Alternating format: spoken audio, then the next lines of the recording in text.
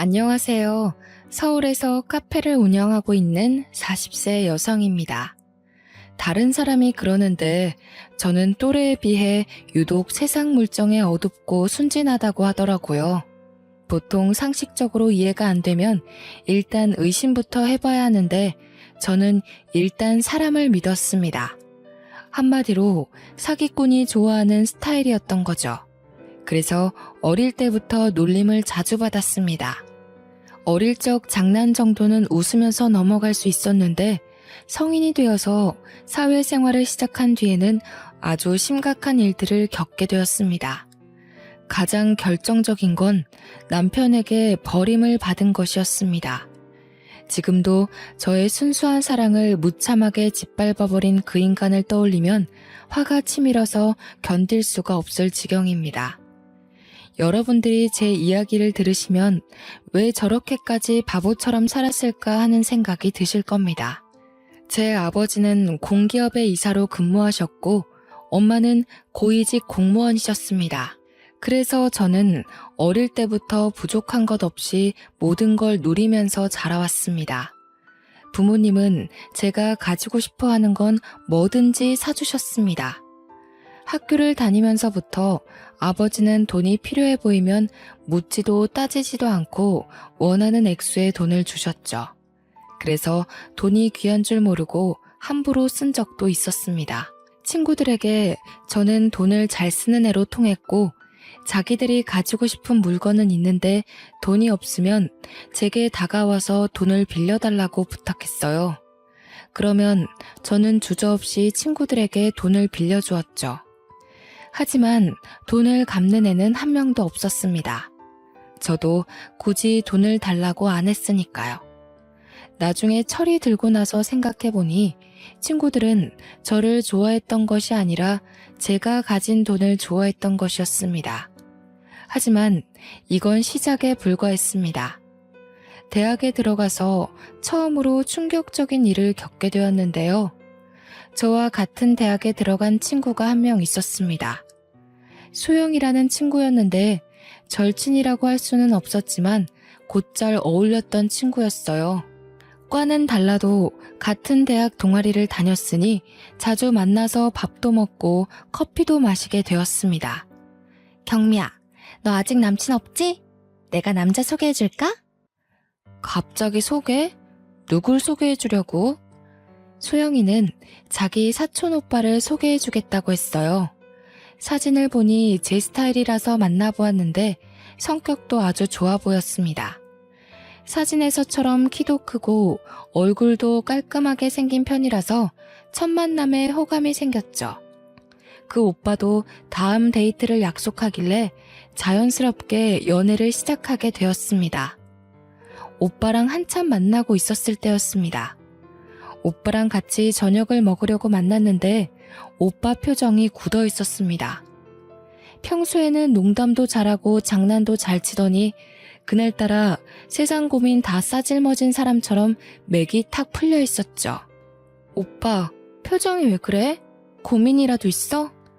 제가 무슨 일 있냐고 물으니까 오빠가 한숨을 푹 쉬더니 돈이 필요하다고 하더라고요. 아니, 급전이 필요한데 빌릴 데가 없어서 집주인이 갑자기 월세 보증금을 올려달라고 하는 거 있지? 아직 알바비도 못 받았는데 50만 원 달라고 재촉하니까 미치겠다. 돈 없으면 지금 나가래. 나 말고 들어올 사람 많다고 하더라. 꼼짝없이 방 빼고 길거리에 나앉게 생겼어. 그 당시 오빠가 편의점에서 밤 시간대 알바를 하고 있었는데 사장이 장사가 예전 같지 않다고 벌써 2달째 알바비를 못 받고 있었거든요. 집주인에게 한 달만 기다려달라고 사정을 말했지만 사흘 내로 보증금 올려주지 않으면 방 빼라는 말만 들었다고 합니다. 제가 부모님 이야기를 꺼내니까 오빠의 부모님이 시골에서 농사를 짓고 있는데 태풍 때문에 농사가 망해서 돈을 달라고 할 수가 없었다고 하더군요. 사정이 워낙 딱하니 가만히 있을 수가 없었습니다. 그래서 그 돈을 제가 빌려주었죠. 정말이야? 이 돈이 어디 나서 나 주는 거야?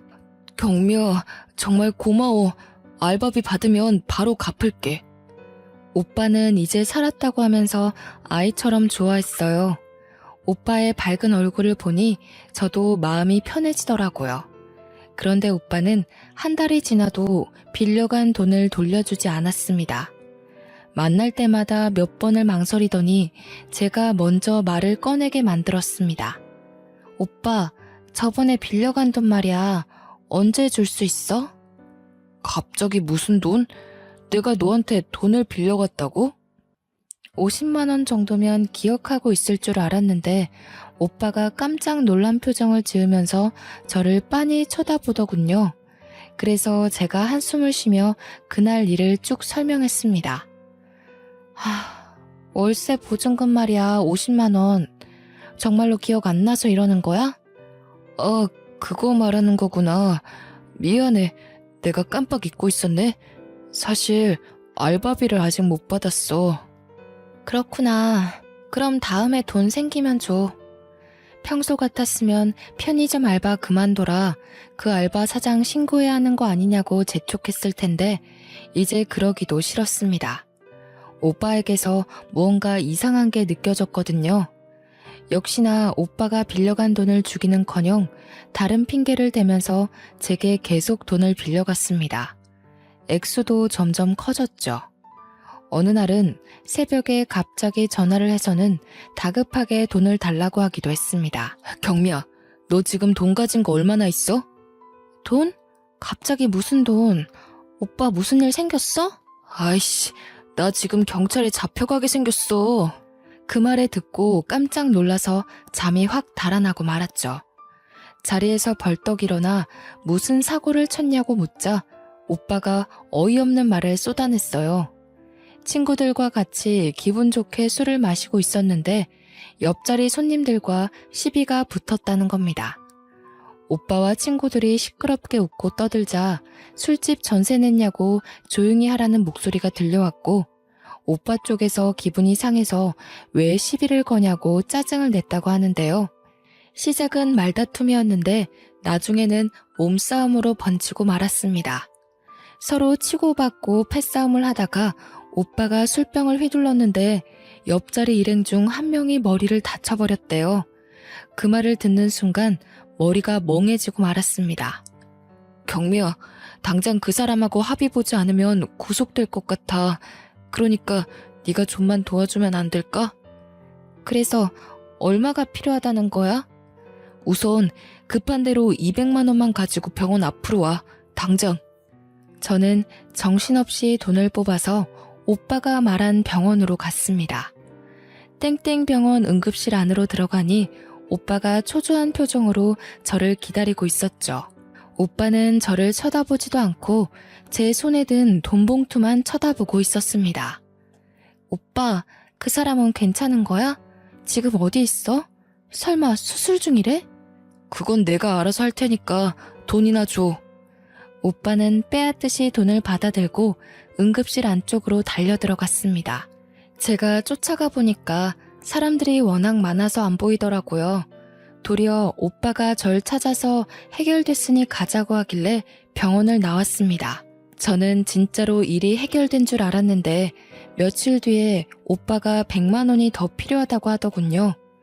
제가 무슨 일이냐고 캐물으니 그 사람 수술이 잘못돼서 두 번째 수술을 들어가야 한다는 것이었습니다. 저는 그 말을 듣고 두말 없이 돈을 주었는데요. 며칠 뒤에 만난 오빠는 제 덕분에 별 탈 없이 그 사람과 합의를 보고 잘 해결되었다고 했습니다. 그런데 얼마 후에 다른 선배 언니에게서 뜻밖의 말을 전해 들었습니다. 경미야, 너 시간 되면 나랑 커피나 한잔 하자. 언니가 갑자기 저를 카페로 데리고 간 다음에 뜬금없이 소영이 이야기를 꺼냈습니다. 경미야, 너 소영이한테 속고 있어. 내가 속고 있다니 그게 무슨 말이야? 내가 이럴 줄 알았다. 아직도 모르고 있었구나. 네가 만나고 있는 남자, 소영이 사촌 오빠가 아니라 애인이야. 소영이가 저한테 사촌 오빠라고 해놓고 자기 애인을 소개해줬다는 것이었습니다. 언니는 소영이와 친분이 있었습니다. 언니가 같은 과 후배인 소영이를 동아리에 데려왔고 제가 그 동아리에서 소영이와 친해졌으니까요. 어쩐지 얼마 전부터 소영이가 동아리만 오면 호구 같은 스폰서를 하나 물었다고 자랑을 해댔습니다. 수영이 너 다음 주에 남친이랑 제주도 여행 간다던데 진짜야? 얼마 전까지만 해도 돈 없다고 징징댔잖아. 알바라도 새로 구했어? 알바는 무슨 다 돈이 생겨서 가는 거지. 해외여행은 못 가도 제주도 가서 바닷가 바람은 한번 쐬고 와야지. 안 그래? 둘 다 알바도 안 하는 주제에 무슨 돈으로 제주도를 가? 부모님이 대주셔서 가는 거야? 동아리 애들이 묻자 수영이는 호구 하나 잘 물면 돈이 그냥 생기는데 힘들게 알바를 할 필요가 없다고 하더라고요. 내가 고등학교 때부터 빨대 꽂고 챙겨 먹던 애야. 가진 건 돈밖에 없는 바보 같은 년인데 너희들은 모르고 있어도 돼. 어차피 말해도 몰라. 저는 소영이가 이런 식으로 말하길래 그게 저라는 생각도 못했습니다. 이런 식으로 소영이는 대놓고 저를 등쳐먹으려고 애인하고 작당을 했던 겁니다. 오빠는 편의점 알바 같은 건 하지도 않았고 월세 보증금이나 패싸움 이야기는 새빨간 거짓말이었던 거죠. 언니가 하는 이야기를 듣고 수영이가 이런 식으로 대놓고 바보 취급을 했다고 털어놓으니 언니가 한숨을 내쉬며 말하였습니다. 경미 너는 이렇게 순진해서 험한 세상을 어떻게 살려고 그러니? 지금이라도 인간 같지도 않은 것들하고 연 끊고 상종하지 마. 언니는 소영이에게 이용당하는 저를 딱하다는 눈빛으로 쳐다보고 진심 어린 충고를 해줬습니다. 저는 두 년놈이 너무 괘씸해서 그냥 물러설 수 없었죠. 그래서 소영이를 불러서 하나하나 따져보았는데요. 너 내가 그렇게 만만해? 친구라서 믿었는데 사람을 이따위로 가지고 놀아도 되는 거야? 그동안 사기쳐서 나한테 뜯어간 돈 전부 다 가져와. 안 그러면 내가 가만두지 않을 거야? 뭐? 갑자기 왜 그래? 미안해 경미야. 내가 생각이 너무 없었어. 오빠가 하자고 한 거야. 내가 하지 말라고 했는데 오빠가. 제가 태어나서 처음으로 도끼 눈을 뜨고 소영이에게 소리를 질러대니까 제 기세에 놀란 소영이가 미안하다고 사과하더라고요. 마음 같아서는 머리채라도 잡고 싶었지만 사람들이 싸우는 저희를 보고 몰려왔습니다. 그래서 일단 돈부터 돌려달라는 약속을 받아놨죠. 소영이는 돈을 돌려주겠다고 했지만 다음 날부터 제 연락을 아예 무시해버렸습니다. 연락이 안 되는 건 오빠도 마찬가지였어요. 학교에 나오지 않아서 수소문해보니 둘 다 휴학을 해버렸다고 하네요. 할 수 있는 휴학을 다 몰아쓰면서 졸업할 때까지 저를 피해 다니는 바람에 결국 돈 받는 건 포기하고 말았습니다. 졸업을 하고 직장을 다닐 때도 마찬가지였어요. 재수가 없는 건지 제 팔자가 그런 것인지 제 주변에 꼬인 인간들이 하나같이 저를 속이고 돈을 뜯어갔습니다. 그런 추잡한 인간들이 싫어서 5년 동안 직장을 7군데나 옮겨 다니게 되었네요. 하지만 마지막 직장에서도 적응하지 못하고 그만두니까 엄마가 제게 이렇게 말씀하셨습니다. 경미야, 넌 내가 보니까 다른 사람들하고 어울려서 일하는 것보다 혼자 장사를 하는 게 맞는 것 같아. 엄마는 이제 취직할 생각하지 말고 카페를 하나 차려줄 테니까 혼자 조용하게 장사를 해보는 게 어떠냐고 하셨어요. 저도 5년 넘게 사람들한테 치이고 사람들을 경계하느라 조직에 적응하지 못하고 스트레스를 받으면서 살다 보니 혼자 있고 싶어지더군요. 그래서 엄마 말대로 카페를 열게 되었습니다. 프랜차이즈 카페를 개업하면 본사에서 알아서 다 해줄 거라고 생각했습니다. 장사를 너무 편하게 생각했던 거죠. 직접 프랜차이즈 카페를 해보니 본사는 돈만 챙겨갈 뿐 가맹점에게 해주는 게 거의 없었고 모든 걸 제가 알아서 운영해야 했습니다. 세상에서 가장 편하게 돈을 버는 사람이 카페 사장이라고 생각했는데 직접 장사해보니 세상에서 가장 열심히 사는 사람들이 카페 주인이란 생각이 드네요. 그렇다고 해서 힘들게 장사한 것도 아니었습니다. 처음부터 돈을 벌어야 한다는 욕심은 크게 없어서 가벼운 소일거리라고 생각했죠. 하지만 저도 하나씩 하다 보니 점점 욕심이란 게 생겨서 커피에 대한 연구도 하고 다른 카페들은 어떻게 운영하는지 살펴보기도 하였습니다. 그렇게 부지런히 살다 보니 5년이란 시간이 지나갔고 30을 훌쩍 넘긴 나이가 되었습니다. 이제 카페는 자리를 잡았고 고정 고객들도 제법 생겼는데요. 그 중에서 눈에 띄는 남자 손님 한 명이 있었습니다. 6개월 전부터 혼자 카페에 들려서 아메리카노를 마시는 손님이었죠. 그 손님은 늘 구석자리에 앉아서 커피를 마셨습니다. 제가 연구한 커피가 맛있었는지 3개월 전 뒤부터는 거의 하루에 한 번은 꼭 들리더라고요. 손님이 별로 없어서 바쁘지 않을 때는 제가 그 손님의 말벗이 되어주기도 했습니다. 무슨 일을 하시냐고 물어봤더니 6개월 전부터 카페 맞은편에 있는 건물에서 사무실을 얻었다고 하더라고요. 사업을 하시냐고 물으니 그건 아니라고 하셨습니다.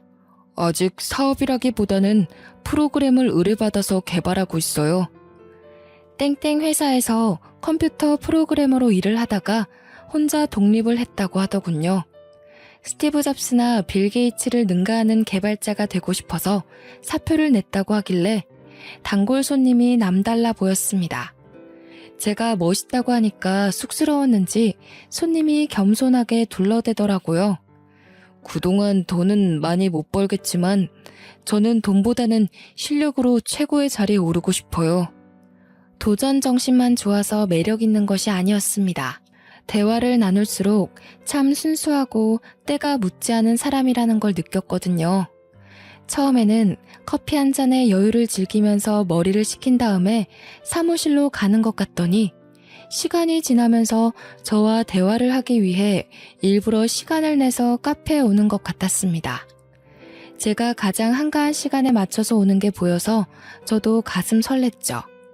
그러다 한 번씩 그 사람이 오지 않으면 혹시 무슨 일이라도 생긴 건 아닌지 걱정하기도 했습니다.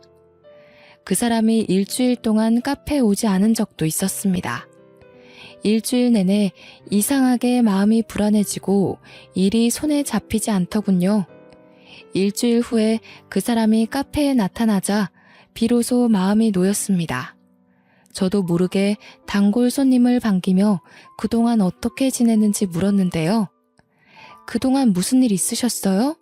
왜 이렇게 안 오셨어요? 지방에 있는 업체에서 보안 프로그램을 교체해달라는 의뢰가 들어와서 출장을 다녀왔어요. 그랬구나. 전 또 무슨 일이라도 생긴 줄 알았어요.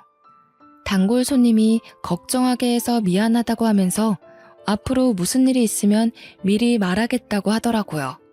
그렇게 개인적으로 연락을 주고받으면서 사이가 더 가까워졌고 몇 달 뒤에는 빨간 장미꽃까지 받게 되었습니다. 저랑 결혼하고 싶다고 진지하게 만나보자는 고백을 해서 깜짝 놀랐어요. 내가 고백만 안 했지 우리 만난 지 2년이 넘었잖아요. 이 정도 시간이면 서로에 대해 충분히 알았다고 생각해요. 경미 씨도 저랑 진지하게 만나보고 싶은 거 맞죠? 정말 서투른 사랑 고백이었지만 저를 감동시키기에는 충분했습니다. 저희가 만난 세월도 있으니 얼마 지나지 않아 시댁과 저희 친가를 오가며 결혼을 허락받으러 가기도 했죠.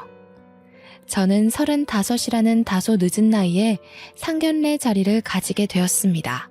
신혼은 제가 살고 있는 아파트에서 시작하기로 했는데요. 2년 전에 새로 지은 아파트에 청약을 했는데 당첨이 되어서 산 아파트였습니다. 평수가 꽤나 큰 아파트여서 신혼생활을 해도 무리가 없어 보였어요. 남편은 제 아파트를 보고 저에게 너무 미안해했죠. 집은 내가 마련해야 하는 건데 시작부터 당신한테 신세 지는 것 같네. 그게 무슨 상관이야. 이렇게 큰 아파트 놔두고 따로 집을 구할 필요는 없잖아. 좋아. 딱 5년만 기다려. 내가 멋진 전원주택 하나 사서 당신 호강시켜 줄 테니까. 남들이 들으면 터무니없는 소리라고 할지 모르지만 지금 남편이 하고 있는 사업이 잘 되고 있어서 5년 뒤에는 누구나 인정하는 소프트웨어 벤처 사업가로 성공한다면 가능한 일이었습니다. 성공하지 않더라도 말이라도 그렇게 해준 게 참 고마워서 저는 결혼 상대를 참 잘 만났다고 생각했습니다.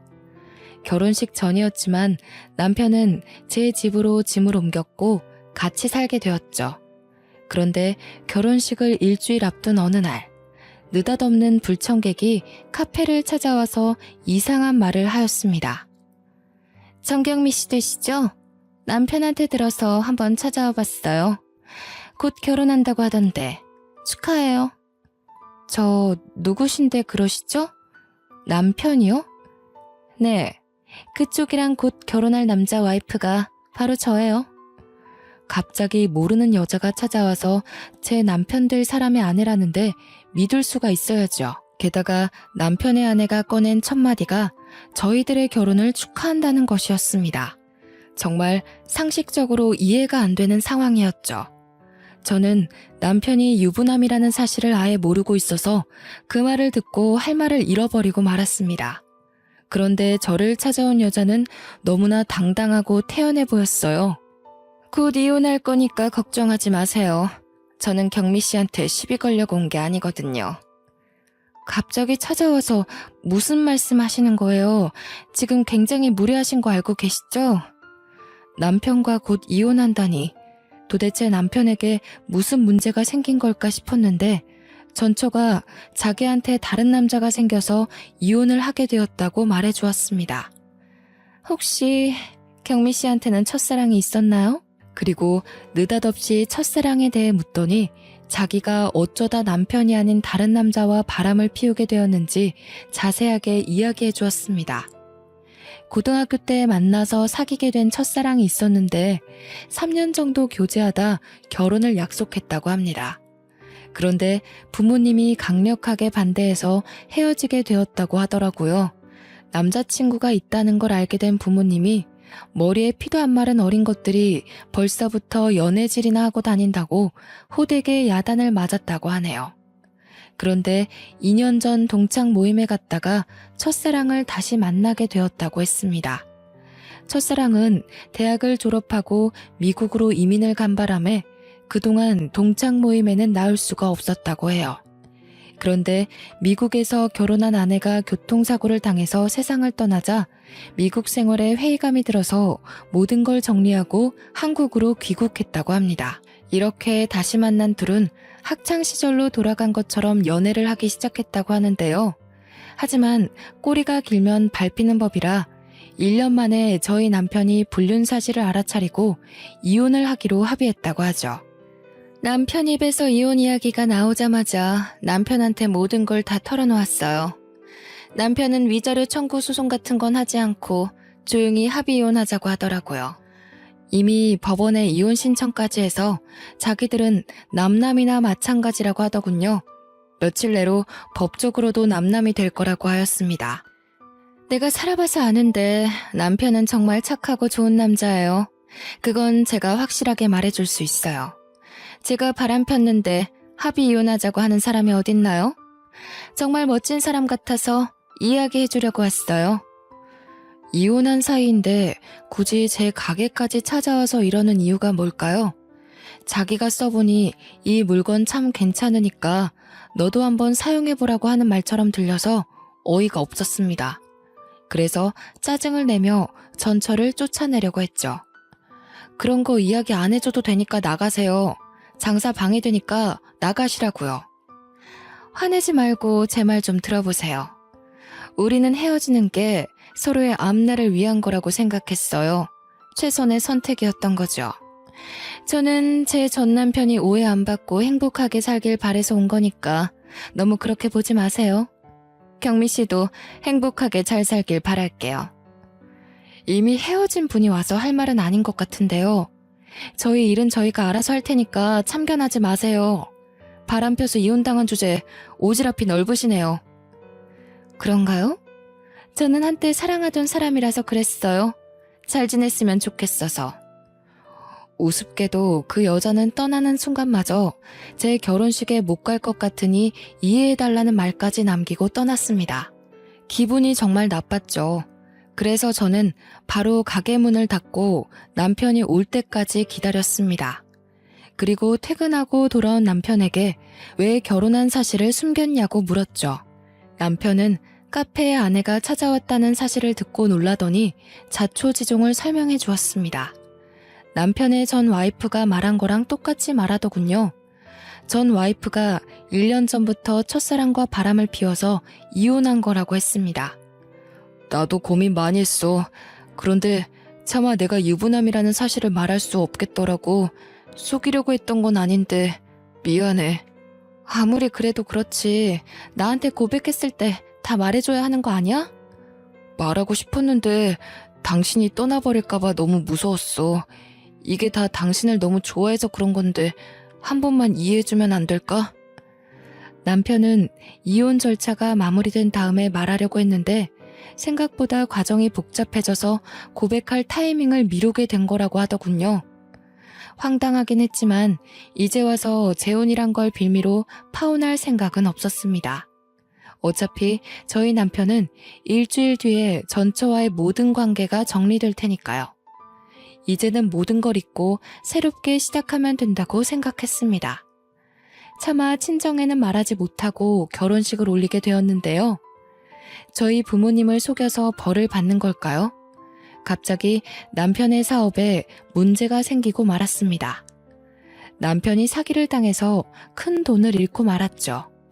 남편에게 연락을 한 업체는 누구나 이름만 대면 아는 대기업 연구소에 납품할 프로그램을 하청받아서 개발하고 있다는 땡땡 업체였습니다. 공동으로 자금을 투자받아서 개발할 파트너 업체를 찾고 있다면서 같이 프로젝트를 하자고 제안하더라고요. 프로젝트만 마무리되면 20억을 주겠다고 해서 남편이 바로 오케이 했습니다. 그런데 문제는 개발하는 동안 들어가는 경비였어요. 땡땡 업체 쪽에서 1억이라는 진행비를 부담하라고 해서 남편은 대출까지 받아가며 그 돈을 송금해 주었습니다. 그것들이 사기꾼인 줄도 모르고 남편이 한순간에 1억이라는 빚을 내버린 거죠. 이렇게 돼서 1억이라는 빚이 생겼어. 어떡해 여보? 당장 대출금의 이자까지 독박 쓰게 생겼어. 뭐? 1억이라고? 그놈들이 1억이나 사기친 거야? 왜 나한테 말 안 했어? 미리 상의했으면 이런 일 없었잖아. 미안해. 급한 사업이라고 해서 상의할 시간이 없었어. 지금 당장 진행하지 않으면 늦는다고 하길래 나도 모르게. 남편이 풀이 죽어서 저한테 사기당한 사실을 실토하는데 억장이 무너질 뻔하였습니다. 당장 사무실 문을 닫아야 하는 상황이라고 하니 1억을 구해줄 수밖에 없었는데요. 그 뒤에도 남편은 다른 사업을 한다는 핑계를 대면서 생활비를 주지 않았습니다. 제가 물을 때마다 하고 있는 사업에 생각보다 돈이 많이 들어가서 여유가 없다고 하더군요. 저는 당연히 저희 남편이 하는 말이니 믿고 기다렸습니다. 카페에서 나오는 수입만으로 충분히 생활이 되고 있었거든요. 그렇게 1년이 지나자 남편이 저한테 생활비를 주는 게 아니라 오히려 돈을 달라고 하였습니다. 납품 대금을 못 받았는데 직원들 월급을 줘야 한다는 핑계를 대거나 정부기관에서 발주한 용역 사업에 참가하려고 하는데 선납금이 필요하다는 이유를 댔었는데요. 적게는 몇백만 원에서 많게는 1,000만 원까지 제 지갑을 털어갔습니다. 어찌나 돈을 많이 가져가던지 밑 빠진 독에 물을 붓는 심정이었지만 남편의 사업이 하루빨리 자리 잡기만을 바라고 있었죠. 그런데 남편의 사무실에 간 저는 어디선가 본 것 같은 얼굴을 보게 되었습니다. 사무실에서 나와서 계단으로 내려가 버린 여자는 아무리 생각해봐도 소영이었습니다. 소영이가 남편 사무실에 올 이유가 없을 텐데 잘못 본 거라고 생각했죠. 요즘 따라 남편이 돈을 달라는 횟수도 늘어나고 집에도 잘 안 들어와서 아무래도 확인을 해봐야겠다는 생각이 들었습니다. 그래서 남편이 출장 가서 없을 때 사무실에 가서 CCTV에 녹화된 영상을 확인해봤습니다. CCTV 속 여자의 얼굴 몇 번을 돌려봐도 소영이더군요. 그날만 남편 사무실을 찾아온 것이 아니었습니다. 남편의 사무실에 자주 들렸다는 사실을 안 순간 저는 대학 시절에 소영이에게 당했던 기억을 떠올릴 수밖에 없었습니다. 더 기가 막힌 사실은 소영이뿐만 아니라 전처도 남편의 사무실에 자주 찾아왔다는 것입니다. 셋이서 무언가 밀담을 나누고 의논하는 모습이 회의실 CCTV에 찍혀 있었는데요. 회의만 한 것이 아니라 남편과 전처가 서로를 끌어안기도 하고 부부 사이처럼 보이는 행동을 여러 번 하기도 하였습니다. 그 모습을 보자 저는 남편과 전처에게 완전히 속았다는 생각이 들었죠. 남편이 처음부터 저를 속이고 있었던 것 같았습니다. 남편과 전처 그리고 소영이가 어떤 관계인지 알아내야만 했습니다. 그래서 도청기를 구해 남편 사무실에 몰래 설치해놨습니다. 일주일 정도 기다리고 있다가 남편이 잠든 새벽 시간대에 몰래 사무실로 가 도청 녹음본을 확인했는데요. 도청기에는 여러분이 상상할 수 없는 충격적인 대화가 녹음되어 있었습니다. 언니, 내 말이 맞지? 그녀는 사기 쳐먹기 딱 좋은 년이야. 그래, 이 덕분에 우리 형편이 좋아졌어. 이 은혜 잊지 않을게. 우리 여보 말이 맞아. 정말 처제 아니었으면 나는 빚쟁이들한테 맞아 죽었을 거야. 내가 뭐라 했어. 내 말만 들으면 팔자 필 거라고 했잖아. 경미 걔는 대학 다닐 때부터 멍청하던데 아직도 사람을 쉽게 믿더라. 자기한테 좀만 잘해주고 간이고 쓸개고 다 내주려고 그래. 빚도 다 해결됐으니까 이번에는 내 몫도 챙겨주는 거지? 나한테는 얼마나 줄 거야? 당연하지. 우리 처제 얼마나 필요해? 달라는 대로 다 줄게. 녹음본을 아무리 다시 들어봐도 남편이 제 돈을 노리고 의도적으로 접근한 거였습니다. 전처와 이혼을 하기는 했지만 사실 위장 이혼이었고 실제로는 같이 동거를 하고 있었던 거죠. 게다가 저희 남편이 소영이를 처제라고 부르다니 저는 소영이가 전처의 여동생인 줄도 모르고 있었습니다. 사업을 하다가 크게 망해버린 남편은 빚쟁이들을 피해서 도망치듯이 카페 맞은편 건물에 사무실을 얻어서 숨어서 지내고 있었다고 합니다. 형부를 찾아왔던 소영이가 우연히 제 카페를 알아보고 저를 이용할 계획을 세웠던 겁니다. 그렇게 제 돈으로 빚을 갚고 생활비로 쓰고 있었다는 사실을 알아내고 저는 기생충 같은 인간들 때문에 피눈물을 흘리고 말았습니다. 게다가 여기서 저를 더 속이고 도망갈 생각을 하고 있더군요. 그년이 아무리 눈치가 없다고 해도 여기서 시간 더 끌면 의심할 게 뻔해. 마지막으로 크게 한탕하고 해외로 튀어버리자. 해외? 저번에 말한 하와이 말하는 거야? 아니면 필리핀? 우리 아예 이민 가버려서 돈 걱정 없이 좀 살아보자. 그래, 돈만 많은 그년 도움 좀 받으면 필리핀 같은 데 가서 편하게 살 수 있을 거야. 이번에 지긋지긋한 한국 땅 떠나버리게. 남편은 사업 투자를 목적으로 제 카페를 담보로 대출을 받아놓았습니다. 그걸 가지고 양반 도주를 할 어처구니 없는 계획을 이야기하고 있었죠. 하지만 확실한 증거를 잡은 이상 남편이 도망가도록 놔둘 수 없었습니다. 변호사를 찾아가서 물어보니 남편과 전처 그리고 소영이까지 모두 사기죄로 엮어 넣을 수 있다는 사실을 알아냈습니다. 변호사 선임을 한 뒤 저는 남편이 있을 시간대에 집으로 돌아갔습니다. 집에 들어가자마자 남편을 붙잡고 녹음한 파일을 들려주었는데요. 그러자 그 인간이 소영이가 꾸민 짓이라며 자기는 시키는 대로 한 것뿐이라고 발뺌을 하였습니다. 나는 아무 잘못 없어. 처제가 이렇게 하면 다 해결될 거라고 협박했다고. 돈 안 받아오면 이혼당하고 길바닥에 나앉을 거라고 하는데 어떡해. 나도 방법이 없었어. 이제 와서 오리발 내민다고? 나는 너 때문에 2년 넘게 돈까지 뺏겼어. 내 인생이 망가졌다고. 억울하고 분해서 끝장을 봐야 되겠어. 그러니까 각오 단단히 하고 있어. 여보, 이러지 말고 우리 대화로 해결하자. 어? 우리 사랑하는 사이잖아. 그동안 만난 세월을 생각해. 내가 진짜로 당신 이용해 먹는 사람 같아? 나도 피해자라고. 나도 너무 무서웠어. 당신한테 말하고 싶었는데 당신도 협박받을까 봐. 뭐? 피해자? 내가 그 말에 속아 넘어갈 것 같아? 당장 꺼져. 내가 당신이랑 대화할 것 같아? 난 인간이랑만 대화해. 당신 같은 쓰레기랑 말 안 한다고. 왜 이래 정말. 내 말 좀 들어봐. 당신은 나한테 질렸을지 몰라도 내가 당신 사랑한다고. 난 당신 없이 못 살아. 내가 평생 당신 곁에서 속죄하면서 살게. 그러니까 한 번만 봐주라. 남편이 지푸라기라도 잡는 심정으로 제게 매달렸지만 이미 버스는 떠난 뒤였습니다. 제가 남편 뺨을 확 때려버리니까 때려도 좋으니까 제발 봐달라고 비굴하게 굴더군요. 결국 경찰을 부른다고 말하니까 남편이 꽁무니 빼고 도망가 버렸습니다. 남편에게 이혼소송과 위자료 청구를 했고 소영이와 전처를 사기죄로 고발해버렸죠. 경찰에서 소환장이 날라오자 다급해진 소영이는 저를 찾아와서 한 번만 용서해달라고 울면서 매달렸습니다. 경미야, 이 소환장 뭐야?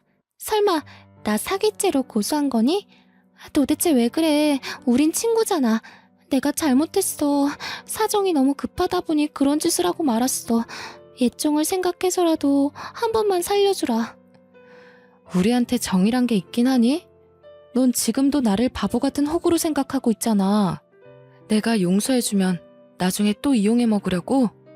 너 용서해줄 생각 없으니까 당장 돌아가. 경미야, 미안해. 내가 무릎 꿇을게. 이렇게 꿇고 빌 테니까 제발 봐주라. 내가 한 번도 이런 적 없잖아. 이번엔 진짜 뉘우치고 있다니까. 연기하는 거 아니야. 다 울고 있는 거 보여? 이번만 봐주면 네 눈에 띄는 일 없도록 할게. 내가 믿을 것 같아? 너 딱 봐도 가짜로 울고 있는 거잖아. 눈물로 다 해결되는 거면 법은 왜 있는 거겠니? 경찰은 왜 있겠어? 눈물 아까우니까 뚝 그쳐. 감방에서나 흘려야 하니까 내 앞에서 울지 말라고. 제가 울면서 제 바지가랑이를 붙잡는 소영이를 밀치니까 거짓말처럼 눈물을 뚝 그치더군요. 딱 봐도 어떻게 해야 제가 봐줄지 고민하는 것 같았습니다. 그 뒤로 소영이가 제 카페에 찾아와서 어떻게든 합의를 하자고 사정했지만 저는 돈보다는 고등학교 때부터 저를 괴롭힌 악독한 년에게 본보기를 보여줘야만 했습니다. 세상에는 지켜야 할 법이라는 걸 있다는 걸 알려줘야 했죠. 경찰 조사를 받은 날 저는 소영이와 남편 그리고 남편의 전처와는 합의할 생각이 전혀 없다고 말하였습니다. 제가 그 인간들 때문에 얼마나 많은 정신적인 고통을 겪었는지 이루 말할 수가 없었거든요. 경제적인 피해 사실까지 상세하게 말하면서 반드시 처벌해달라고 간곡하게 호소했습니다. 소영이와 전처는 구속되었지만 남편은 종범이라는 이유로 불구속 상태에서 조사를 받게 되었는데요. 하지만 남편은 제게 그나마 숨겨놓은 재산을 탈탈 털어서 위자료를 줘야 했습니다. 그야말로 알거지 꼴이 된 전 남편은 잠을 잘 방 한 칸조차 없는 산새가 되어버렸어요. 모두 자업자득이니 길거리에서 노숙을 하든 구걸을 하든 간에 자기 잘못을 뼈저리게 느껴야 한다고 생각합니다. 소영이와 전처의 재판 결과도 의도적인 사기죄로 인정되었고 죄질이 아주 불량하다는 이유만으로 초범이었지만 실형이 선고되었습니다. 지금은 교도소에서 국가가 제공하는 무료 식사를 하면서 자신의 잘못을 뉘우치고 있는 중이겠죠. 사람이 살다 보면 정말 다양한 부류의 인간들을 만나게 되는 것 같습니다. 그 중에는 자기 인생에 도움이 되는 사람도 있겠지만 소영이처럼 만나지 말았어야 하는 악질적인 인간들도 있겠죠. 자기를 위해서 다른 사람의 인생 같은 건 어떻게 되든 상관없다는 생각으로 사는 것들을 우리는 쓰레기라고 부릅니다. 여러분들은 주위에 이런 쓰레기 같은 인간들이 없는지 자세히 살펴보시길 바랍니다. 만약 그런 인간들이 있다면 주저없이 관계를 끊어버리라고 말씀드리고 싶네요. 사연을 읽어주신 분들에게 하는 조언이니 부디 주변을 둘러보시길 바래요.